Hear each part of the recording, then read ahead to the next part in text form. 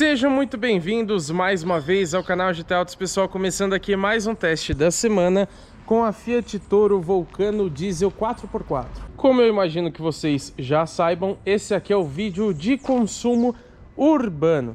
Então a gente vai rodar aqui um trecho de aproximadamente 10 km, como eu falei, 100% de cidade. A gente passou a incluir o ar-condicionado ligado, pedido de vocês. Lembrando, configuração a diesel, geralmente a gente faz os testes com gasolina, mas nessa versão aqui é um pouco diferente, né? Assim como nos elétricos, que também usam outro combustível, mas a gente testa exatamente no mesmo percurso e nas condições mais próximas possíveis. Logicamente a gente vai andar de forma bem tranquila. Esse carro aqui não tem start-stop, mas quando tem a gente deixa ligado. E no final do trajeto a gente vai comparar a nossa média que a gente vai conseguir com a média informada oficialmente pelo Inmetro para descobrir se a Toro Vulcano Diesel é econômica ou muito gastona. Bom, pessoal, vamos lá então começar o nosso teste de consumo urbano. Vou ligar o carro aqui, acabei de resetar o percurso A, que é aquele que a gente vai utilizar para conferir como que vai ficar essa média. Está começando a garoar aqui, mas isso não interfere no nosso teste. Então vamos lá iniciar o trajeto 100% urbano com a Fiat Toro Diesel. Eu adoro esse barulhinho do diesel, eu acho muito gostoso, muito prazeroso de você dirigir esse carro, também por conta disso. Lembrando que o ar-condicionado já está aqui ligado também, para a gente manter aquele padrão no nosso teste. Hoje, por exemplo, é um dia que eu nem utilizaria o ar-condicionado porque está um pouco mais frio, mas para a gente ter uma comparação um pouquinho mais justa entre os modelos que passam aqui pelo canal, vamos deixar ele aqui em funcionamento. Lembrando que ela está no modo 100% automático, tá? A gente tem opções de trocas de marcha através da própria alavanca aqui ou então dos pedal shifts no volante, mas a gente não utiliza isso para manter realmente um comportamento mais real do carro, não ter essa interferência no modo que eu troco as marchas. E é claro que aqui no começo do vídeo já quero pedir para vocês, deixa o seu like aqui embaixo, porque essa é uma forma de retribuição que vocês podem dar aqui para o nosso canal. Quando você deixa o seu like, o YouTube entende que você curtiu esse vídeo e te passa a recomendar mais conteúdos do nosso canal e também mais do nosso trabalho para outras pessoas. Ao longo do teste, caso você não curta o nosso conteúdo, é só você retirar o seu like. Fechou? Vamos falar então de conjunto mecânico, que é um ponto bem interessante aqui da Toro nessa versão Vulcano. Como eu falei para vocês, essa configuração a diesel. A gente tem também a Toro Vulcano Flex com motor 1.3. A gente testou aqui no canal, por exemplo, a Freedom também com esse conjunto mecânico, mas agora, primeira vez testando a configuração a diesel. Aqui a gente tem um motor 2.0 Multijet 2, que na Jeep, por exemplo, a Stellantis chama de TD350, em relação ao torque de 35.7 kgfm. Já a potência é de 170 cavalos. E junto com esse motor turbo diesel, a gente tem uma transmissão automática de 9 velocidades e tração 4x4. E como que funciona essa tração 4x4? Ela é no mínimo automática, ou seja, ela é prioritariamente dianteira, mas quando necessário ela acopla o eixo traseiro automaticamente, tá? Você não consegue deixar somente tração dianteira bloqueado, digamos assim, né? Se necessário, ela vai sempre ativar a tração traseira em conjunto com a dianteira. Mas além desse modo padrão, que é automático, você tem mais outras duas opções. Você pode usar a tecla 4WD aqui no painel, não dá para vocês verem de onde vocês estão posicionados, mas assim ele vai sempre manter em 4x4, independentemente da situação. E há também o 4x4 Low, que seria o reduzido. Porém, pessoal, esse carro não tem uma caixa de transmissão de fato reduzida. Como que funciona? Lembra que eu falei que ele tem um câmbio de 9 marchas? Pois é bastante marcha, né? E ele usa a primeira, às vezes até a segunda marcha, como se fosse uma reduzida. Ó, aqui a gente está 70 por hora, ele está em 7ª marcha. Então ele realmente tem bastante relações e a primeira acaba sendo muito mais curta, né? Então ele utiliza como se fosse uma caixa reduzida e, se você reparar, sempre o carro sai de segunda marcha. É muito raro ele sair de primeira, só realmente quando você coloca aqui no modo reduzido da tração 4x4. Entenderam como que funciona? Esse é basicamente o mesmo conjunto mecânico que a gente vê Nos Jeep Compass, o Renegade é quase igual, porque ele já teve o 2.0 turbo diesel ano passado, mas hoje, mesmo nas versões com 4x4, ele utiliza o 1.3 T270, que é o Turbo Flex, não é o diesel. E o Commander, por exemplo, também tem esse conjunto mecânico, mas com uma pequena alteração. São 38.7 de torque, ao invés dos 35.7 da Toro e do Compass. A Rampage também tem esse conjunto um pouco mais torcudo, digamos assim, que vem do Commander. Bem que a Fiat poderia padronizar isso e já colocar esse motor de 38.7 em todos os modelos, né? Mas quem sabe futuramente. Com certeza é uma questão de posicionamento de preços. Até porque essa versão aqui custa R$196 mil, lembrando que é a Vulcano. Hoje em dia ela é a de entrada com motor diesel, mas uma Rampage, por exemplo, parte ali de 240, se eu não me engano, com a motorização a diesel. Então realmente, por ser de um segmento mais caro, o Commander também é bem mais caro, por isso que eles recebem essa pequena diferença no conjunto mecânico. Eu preciso aqui lembrar vocês que a Fiat Toro Vulcano Diesel pesa 1.895 quilos. Isso significa que não estamos falando de um carro leve. Então, dificilmente a gente vai ter uma média de consumo excelente aqui na cidade. Lembrando que é uma picape, pode levar até 1 tonelada na caçamba. Então tem a tração 4x4, que também aumenta o peso do carro. É a versão basicamente a mais completa, né? Você tem a Range e a outra, mas que muda basicamente o visual. Então a gente vai levar isso em consideração para descobrir se o consumo dela é bom ou não. Um detalhe aqui para vocês que acaba prejudicando um pouquinho o consumo é que esse carro não tem o sistema Start-Stop, aquele que desliga a motorização em paradas rápidas. Então a gente pega alguns semáforos que demoram um pouquinho mais e o motor fica ligado a todo momento consumindo o combustível, nesse caso o diesel. Se tivesse um Start-Stop aqui, não sei se cairia bem para um motor a diesel, mas suponhamos que tivesse, o consumo certamente seria melhor do que esse que a gente vai conseguir. Eu falei para vocês que ela fica com o motor ligado quando o carro está parado, e aqui vai uma dica para economizar combustível, que é justamente não pare o carro, evite parar o carro, né? A gente sabe que em algumas situações é impossível, como por exemplo essa aqui, mas se eu ver que o farol já está fechado, eu começo a desacelerar desde lá de trás.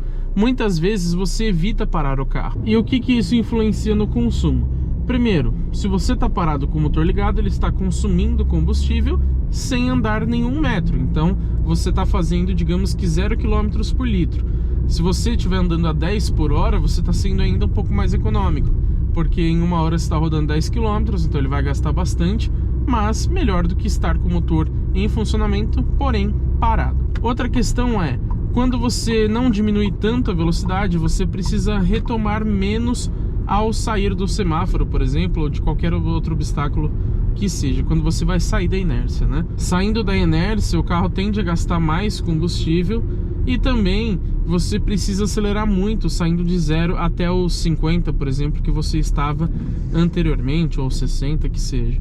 Se você retomar, por exemplo, de 20 para 50, já é uma diferença bem menor, então você precisa pisar menos no acelerador para voltar à velocidade de cruzeiro que você estava antes. Entenderam por que isso ajuda a economizar combustível? Aqui onde estamos precisando retomar a nossa velocidade, faça isso de forma suave.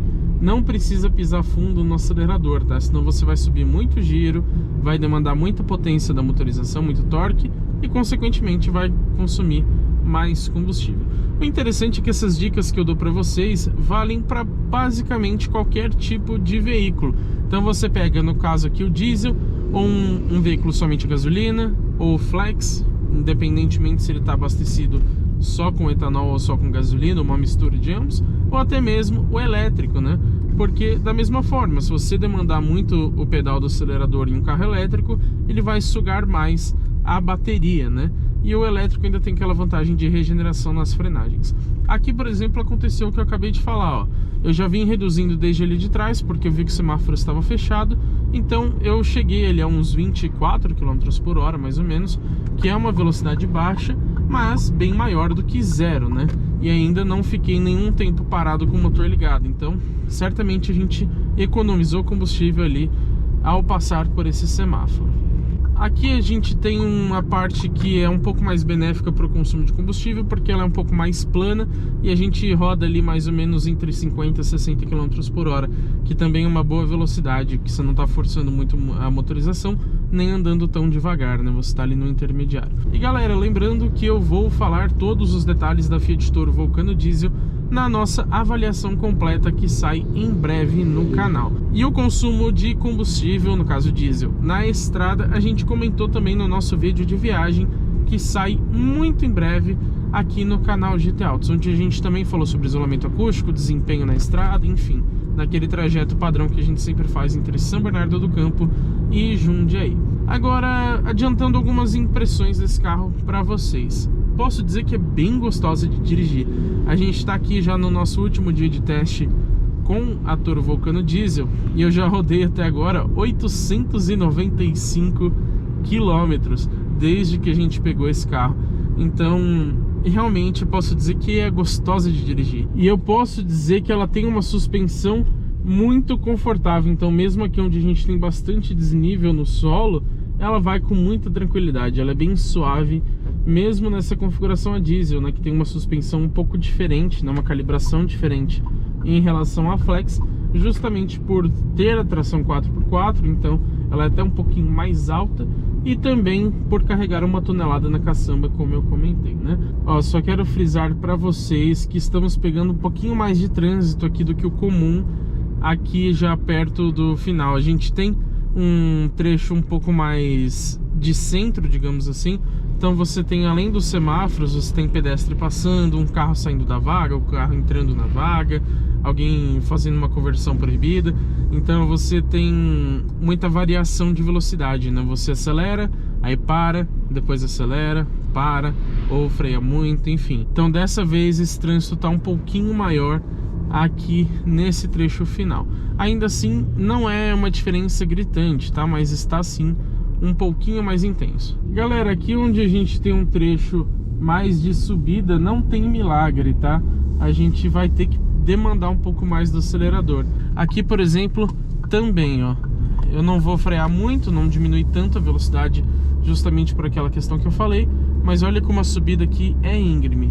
Então não tem jeito, acaba tendo que subir um pouquinho mais o giro para o carro ter um desenvolvimento melhor nessa ladeira, tá? Agora, o legal é que tendo uma picape, você consegue passar um pouco mais rápido pelas lombadas e valetas. Isso significa que, logicamente, você não vai passar exageradamente rápido para não danificar nem mesmo o sistema de suspensão ou até os pneus, mas você consegue diminuir um pouco menos a velocidade. E aí, de novo, entra naquele quesito que eu falei para vocês, que diminuir menos a velocidade melhora o consumo. Mais um trecho aqui de subida, até um pouco mais longo. Ó, a gente escuta inclusive bastante o barulho da motorização diesel nesse caso aqui, né? Como sempre, né, São Bernardo do Campo já deu uma bela escurecida, mas estamos chegando aqui no final do nosso trajeto. Vamos só estacionar ali na frente e eu já conto para vocês como que ficou a média de consumo então na cidade com a Toro Vulcano Diesel. Vamos parar ela aqui. Ó, vou desligar o carro. Agora nada mais interfere nessa nossa média. Vamos lá conferir como que ficou? Ó, percurso A, que foi aquele que a gente resetou, rodamos exatamente 10 km em 29 minutos, tá? Acabou de aumentar um pouquinho, porque mesmo só com o painel ligado, ele cai a velocidade e fica contando o tempo. A velocidade média foi de 20 km por hora, levamos 29 minutos. Geralmente a gente usa 24 ou 25 minutos para fazer esse trajeto, então dessa vez com 29 foi um pouquinho mais demorado, porque como eu falei, em alguns trechinhos a gente pegou um trânsito um pouquinho mais intenso. Mas e aí, será que essa média de 9,1 km por litro é boa? O Inmetro diz oficialmente que ela faz 10,5 com diesel na cidade. 9,1 a gente conseguiu uma média bem abaixo do Inmetro. Mas vamos lá, o que eu acho sobre essa média de consumo que a gente obteve no nosso teste urbano. Sendo bem sincero com vocês, não é uma média péssima, porque como eu falei, é um carro pesado, tração 4x4, é uma picape, ela não é tão pequena, tá? Ela é bem maior do que uma Montana, por exemplo, um pouquinho menor que a Rampage somente, Então não é uma média péssima, mas esperava um pouquinho mais. Eu estaria realmente muito satisfeito se ela conseguisse fazer os 10 ou os 10.5 que o Inmetro informa. Eu acho que seria excelente. Quem sabe em condições um pouquinho mais favoráveis, né, com o ar-condicionado desligado, por exemplo, provavelmente você já vai atingir essa média. Se tivesse o start-stop, e a gente sempre deixa ele ligado quando existe, certamente também chegaríamos muito mais próximo dos 10, 10.5 ou quem sabe até mais na média urbana com a Toro Vulcano diesel. Mas agora que vocês já sabem a minha opinião, eu quero saber de vocês. Então comenta aqui embaixo o que vocês acharam dessa média de consumo da Toro Vulcano diesel. E é claro, se inscreva no canal e ative as notificações, porque teremos muito conteúdo legal, tanto com esse carro, quanto com todos os outros que passam pelo teste de uma semana aqui no canal GT Autos.